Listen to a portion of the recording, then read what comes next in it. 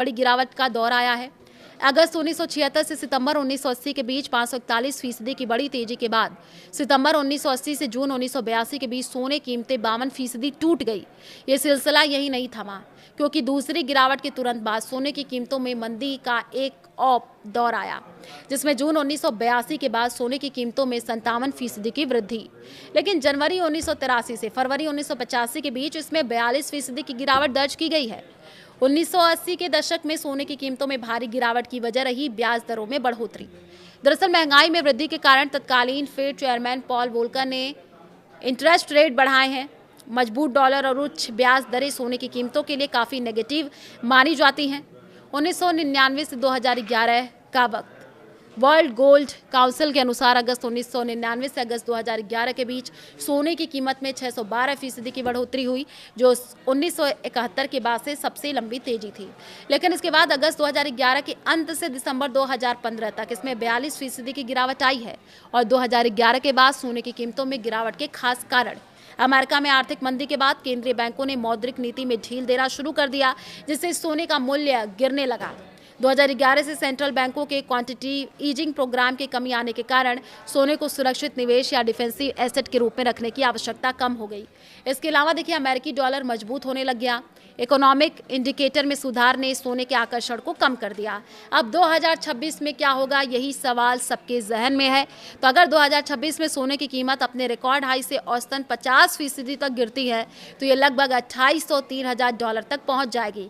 ऐसे में भारतीय रुपयों में सोने की कीमत 85,300 से 91,400 रुपये प्रति 10 ग्राम तक जा सकती है। मार्च से जून 2025 के बीच सोने की कीमत इन्हीं स्तरों पर थी। कई मार्केट एक्सपर्ट $3600 के स्तर की ओर इशारा कर रहे हैं। ईरान युद्ध शुरू होने के बाद से सोने को कई चुनौतियों का सामना करना पड़ा। तेल की ऊंची कीमतों ने न केवल अमेरिकी डॉलर को मजबूत कर रही हैं, बल्कि मुद्रास्फीति को भी बढ़ा रही हैं। ऐसे में हो सकता है कि अमेरिकी फेड ब्याज दरों में कटौती ना करे और सोने के लिए काफ़ी नेगेटिव होगा। रुकिए, 1 लाख के नीचे जाएगा सोना? जी हाँ, 85,300 तक संभव बताया जा रहा है। गिरावट के ऐतिहासिक आंकड़े ये गवाही दे रहे हैं। तो क्या सोने का सुनहरा दौर खत्म हो गया? कीमतें और भी ज़्यादा गिरेंगी? आपको इस वीडियो में बताएंगे। नमस्कार, मैं हूं आपके साथ आयुषी गुप्ता। देखिए, हालिया गिरावट के बाद ये सवाल लगातार लोगों के मन में उठ रहा है कि सोना चांदी का भाव और भी ज़्यादा गिर सकता है। तो आपको इस वीडियो में हम बताएंगे पिछले सालों के क्या रिकॉर्ड रहे हैं और किस तरीके से जो है अभी क्या आने वाले दिनों में दाम कम होंगे या बढ़ेंगे। दरअसल देखिए, पिछले साल 65% रिटर्न देने के बाद सोने ने 2026 की शुरुआत तो तेजी के साथ की, लेकिन ईरान अमेरिका युद्ध के बाद से सोने में गिरावट यानी गोल्ड प्राइसेस क्रैश देखने को मिल रही है। जनवरी में सोने की कीमत रिकॉर्ड स्तर $5,602 तक पहुंच गई थी, लेकिन बाद में 3 महीनों में गिर करके $4,495 हो गई, जो टॉप से 20% की गिरावट को दर्शाती है। सोने में बड़ी तेजी का सिलसिला अक्टूबर 2022 से शुरू हुआ। गोल्ड अक्टूबर 2022 के निचले स्तर $1,500 से 275% बढ़कर जनवरी 2026 तक $5,602 तक पहुंच गया।